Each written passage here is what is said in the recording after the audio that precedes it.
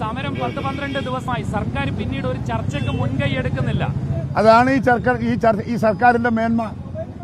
നാട്ടിലെ ജനങ്ങളോടുള്ള സർക്കാരിന്റെ ബാധ്യതയാണ്, അതിന്റെ നിഴലാണ്, അതിന്റെ തെളിവാണ് ഈ കാണുന്ന സമരം. ഞാൻ ചോദിക്കുന്നു, രാവ് പകൽ കഷ്ടപ്പെടുന്ന ഒരു ജീവനക്കാരായി ഇവര് ഓഫീസിൽ ഇരുന്നിട്ട് കള്ളാസിന്റെ അടുത്ത് ഒപ്പിട്ടിട്ട് പൈസ വാങ്ങുന്നവരല്ല. ഇവർ നടന്ന് ഓരോ വീടുകളും കയറി ഇറങ്ങി അങ്ങനെ വിയർപ്പൊളിപ്പിച്ച് പോകുന്നത് തൊഴിലാളി വർഗം.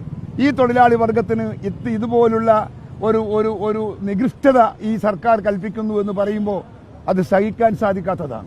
ഒരു ചർച്ചയ്ക്ക് വിളിച്ചോ ഒരു പരിഹാരം ഉണ്ടാക്കിയില്ല, ഇനിയും ചർച്ച നടത്തണം എന്നുള്ളതാണ്. എന്താണ് പ്രസിഡന്റ് സർക്കാരിനോട് എന്താണ് പറയാനുള്ള ഇക്കാര്യത്തിൽ? സർക്കാരോട് എനിക്ക് പറയാനുള്ളത്, കെ.വി. തോമസ് മാഷ്ക്ക് അതിന്റെ അത്രയൊന്നും ഇവരാരും ചോദിച്ചിട്ടില്ല. 5 ലക്ഷമാണ് കൊടുക്കുന്നത് മാസത്തിൽ. എന്തിനാണ് കൊടുക്കുന്നത് എന്ന് ഇവരോട് മറുപടി പറയൂ. ഈ നാട്ടിലെ ജനങ്ങളോട് മറുപടി പറയൂ. എന്തിനാ തോമസ് മാഷ്ക്ക്, എന്തിന്റെ ശമ്പളമാണ് തോമസ് മാഷ്ക്ക് കൊടുക്കുന്നത് പൈസ?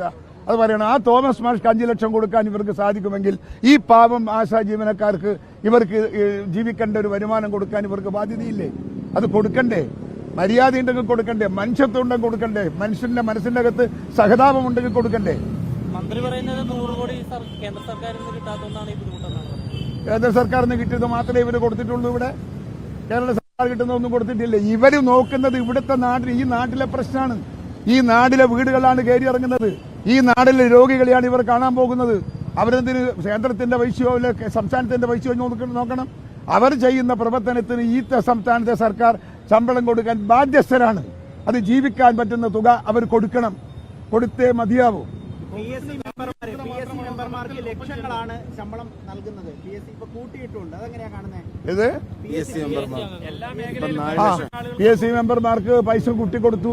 ഇനി ആരതല്ലോ പൈസ പുതിയ ശമ്പള വർധനവ് പ്രഖ്യാപിക്കാൻ പോകുന്നു എന്നാണ് വാർത്ത കേട്ടത്. സർക്കാർ വക്കീലന്മാർക്ക് ശമ്പളം കൂട്ടാൻ പോകുന്നു. സർക്കാർ വക്കീലന്മാർക്ക് ഇത്തിരി ബുദ്ധിയെങ്കിലും ഉപയോഗിക്കാനുള്ള സന്ദർഭമുണ്ട്. അതില്ലാത്ത എത്ര ആളുകളുടെ ശമ്പളം വാങ്ങുന്ന സർക്കാരിന്റെ. അതുകൊണ്ട്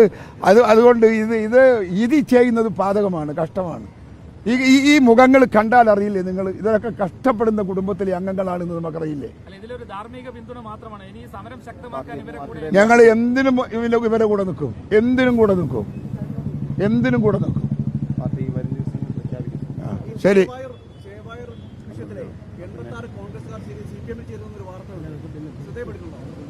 അത് പിന്നെ നോക്കാം. ചേരട്ടെ, എന്നിട്ട് നമുക്ക് പറയാം. ചേരാൻ പോകുന്നല്ലേ ഞങ്ങൾ പറയുന്നത്.